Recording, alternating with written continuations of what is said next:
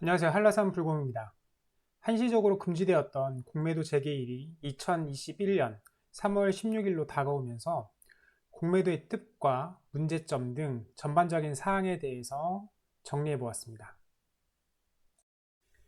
공매도란 주식을 빌려서 파는 것을 뜻합니다. 즉, 내가 매수한 주식이 아니더라도 누군가로부터 빌려와서 파는 것이죠. 이 공매도의 목적은 주가가 하락하는 상황에서도 수익을 내는 것입니다.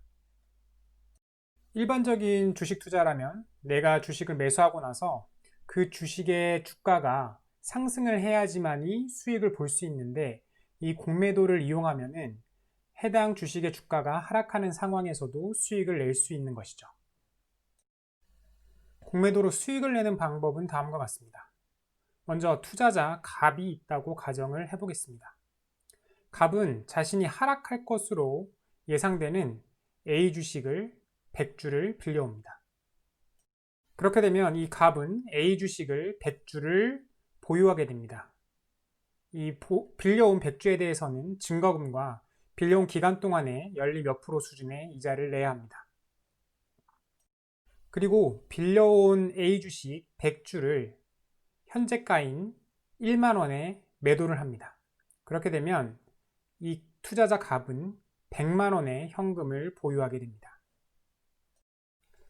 추후 이 A 주식이 폭락해서 주가가 1,000원이 됐을 때 이 투자자 갑은 A 주식을 1,000원에 100주를 삽니다.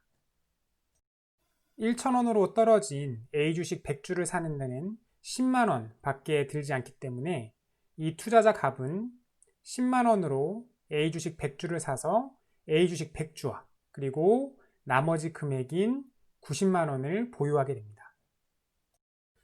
그리고 나서 1,000원에 매수한 A 주식 100주를 갚게 되면 이 투자자 갑은 고스란히 90만 원의 수익을 얻게 되는 것입니다.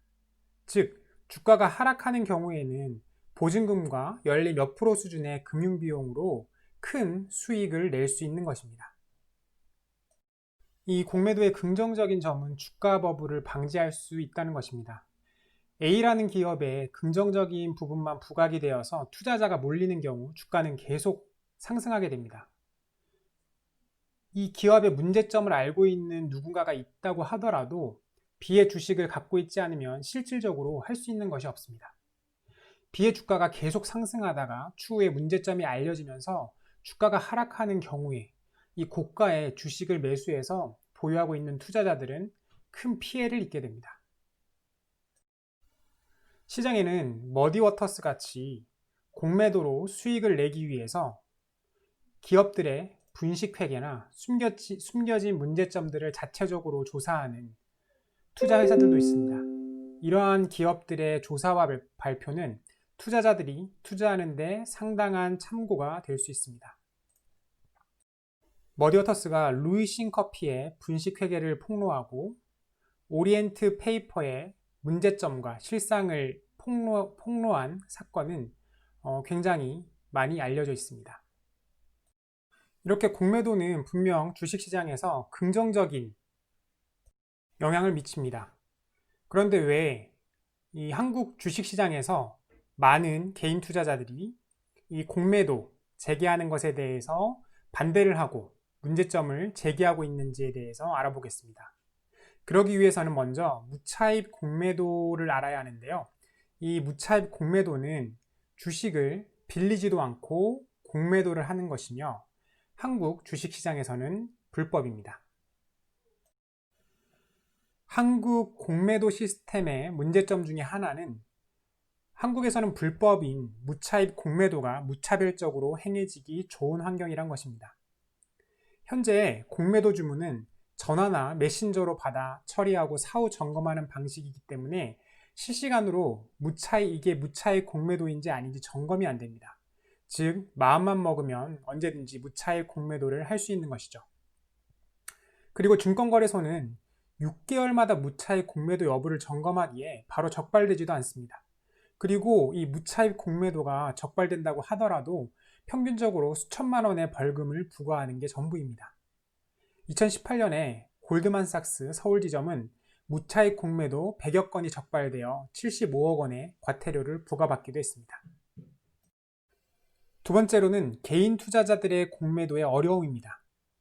외국인이나 기관들의 경우는 상기에서 얘기한 것처럼 공매도가 너무나 쉬운데 개인 투자자들의 경우는 한국증권금융이나 일부 증권사에서 보유한 자체 주식을 대여해서 공매도를 할 수 있는데 문제점은 개인이 대여 가능한 종목 수가 300여 개로 매우 적고 이자율 또한 10% 전후로 매우 높아서 공매도가 쉽지 않다는 것입니다.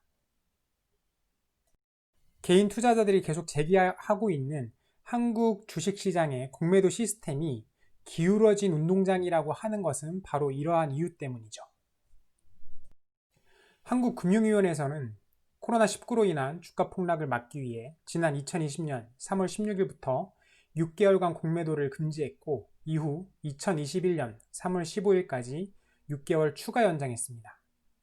현재 금융위원회 입장은 예정대로 2021년 3월 16일 공매도를 재개한다는 입장입니다. 대신 불법 공매도에 대한 처벌 수위를 높이고 불법 공매도 점검 주기를 6개월에서 1개월로 줄이며 개인 투자자들에게도 공매도 기회를 확대한다고 합니다. 하지만 기존에 계획했던 실시간 불법 공매도 점검 시스템은 현실상 구현이 불가능하다고 하는데 모든 게 전산화되어 운영되고 있는 이 시점에 무엇 때문에 구현이 불가능한 것인지는 전혀 이해가 되지 않습니다. 그런데 최근 정치권에서 공매도 금지 연장이 필요하다는 얘기가 나오고 있습니다.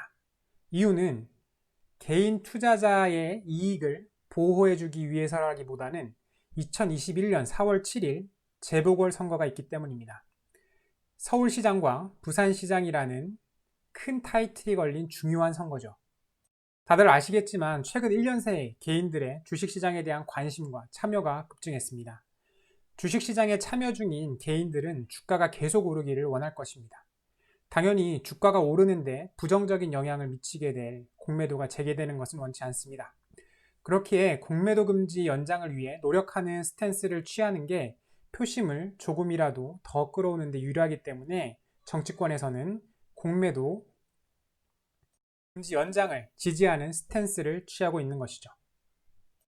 제 개인적인 생각은 그동안 한국 증시는 외국 기관들이 놀기 좋은 공매도 놀이터였습니다. 적당한 시기에 수급이 그렇게 좋지 않은 기업들을 골라서 무차별적으로 무차익 공매도를 때리면 주가는 떨어질 수밖에 없습니다. 그러면 패닉셀링까지 겹쳐서 주가는 더 폭락하겠죠.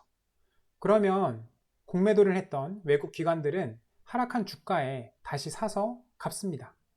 걸려도 형사처벌은커녕 벌금도 수천만 원 정도만 내면 됩니다. 공매도로 수십억, 수백억은 벌었을 텐데 말이죠. 즉 굉장히 로우 리스크고 하이 리턴이었던 겁니다. 개미들 코 묻은 돈이 정말 벌기 참 쉬웠겠습니다. 그럼 왜 공매도 시스템이 이렇게 허술하게 유지되어 왔고 금융위원회가 강화하겠다는 시스템마저도 허술해 보일까요? 그 정답은 이 허술한 공매도 시스템으로 누가 돈을 벌고 있고 그 중간에서 누가 콩고물을 받아먹고 있는지를 생각해보면 답이 나올 것 같습니다. 만약 지금 금융위원회에서 마련한 대책 수준으로 2021년 3월 16일 공매도를 재개한다면 한국 증시의 방향은 뻔합니다. 무차별적으로 안 좋은 뉴스를 뿌려대면서 공매도를 계속 때리면 결과야 뻔하지 않을까요? 이번 영상이 도움이 되었다면 영상 하단에 좋아요 버튼을 클릭, 새로운 영상이 계속 보고 싶으시다면 구독 버튼을 클릭, 블로그 포스팅과 인스타그램 업데이트도 같이 보고 싶으시다면 영상 하단 네이버 인플루언서 링크로 들어가 펜하기를 클릭해주세요. 오늘은 여기까지입니다. 감사합니다.